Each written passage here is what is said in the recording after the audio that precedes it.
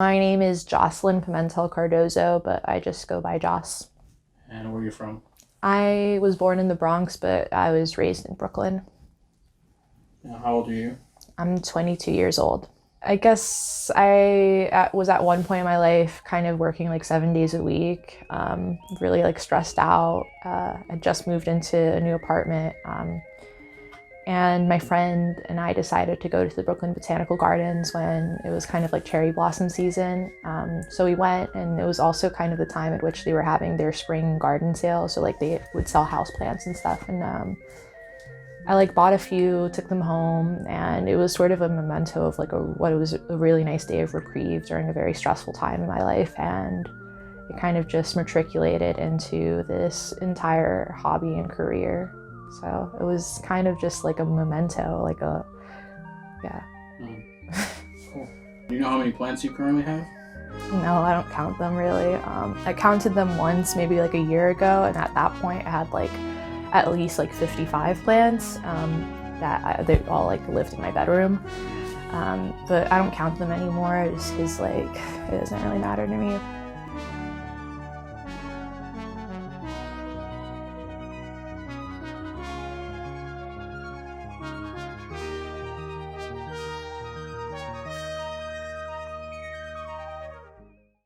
My favorites are always the ones that are like gifted to me, and the ones that kind of like survive like my bouts of like sometimes depression and whatnot, and just like when I can't really care for myself and they kind of like continue to like troop along, I like appreciate them. So yeah, I don't have a like favorite variety. It's more like what the story is associated with it. Okay. I started gardening during the pandemic, just because like I have outdoor space and stuff, and I thought it would be good for me. And also just, like working in a food justice project. Like I started working there because like we live in East New York, which is like a predominantly like low income Black and brown community, and also a food desert that has more fast food restaurants and grocery stores. And I used to work in the financial district. And once the pandemic started, I couldn't really get like the same quality produce that I used to get. So I started gardening because of the pandemic, because I wasn't going to like be shopping in Chinatown anymore and like the FIDI and like, the Union Square markets or whatever. In another way, like I said, I used to have like 55 plants at least before the pandemic started. And like a lot of them really died over the course of the last year just because like, I don't know, I was going through a really hard time and had a hard time taking care of myself, just like in general. And plants are really kind of like an extension of like when you're feeling well enough to like nurture something. And I wasn't at that point, and a lot of my plants died at that. But like I forgive myself for that, and it's okay. And like I'm starting again, spring is here, the season of renewal, all that like corny stuff. When did you realize you were really interested in plants? I don't know, I just started like really accumulating them after that trip to the botanical gardens. I just noticed that like at that point, I think it was like 19 or something, 18, 19. And like I was kind of out and about all the time. Didn't really spend a lot of time at home, and plants gave me a reason to like stop at home and like, make sure that they were okay or whatever. And it just kind of like, again, it just snowballed. I kept on bringing plants home. Like people started giving me plants. I started kind of like having a reputation as someone with like a really green thumb. And then like, friends would buy me flowers or like plants and gifts. And like, I moved a lot. So there was always a housewarming plant, and like, it just became like my thing. I don't know. Yeah. Cool. Right now I started working as the market manager and outreach coordinator for East New York Farms, which is like a local nonprofit. Last season, I grew lots of stuff. It was my first time, so I got like a little overzealous, and like I didn't really understand crop rotation yet or whatever, and like succession planting. So I had a whole lot of kale, like lacinato kale, which is like not something that you come by in a lot of grocery stores. You usually get curly kale. But anyways, I did that. I did zucchinis. I did tomatoes, like large cherry tomatoes. They were really good. I did broccoli. That wasn't very successful actually, because I planted it at the wrong time of the year. scallions, radishes, rainbow chard. Yeah.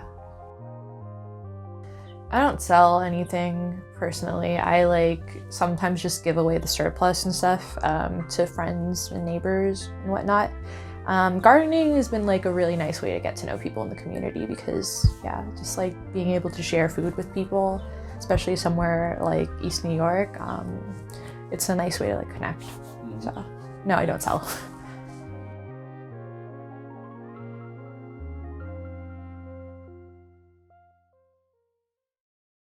Plant care gave me a reason to come home when I didn't really want to be home all the time at a certain point in my life.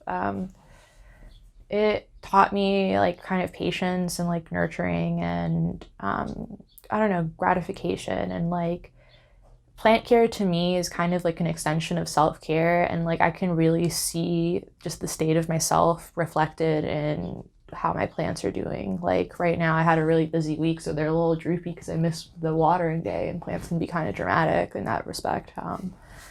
But yeah, I don't know, like my friends even notice things are off and stuff when they see my plants aren't like doing their best, and it's kind of really nice to have that visual cue. I feel like really grateful for that in a lot of ways. How was it to be featured in the New York Times about something you really enjoy?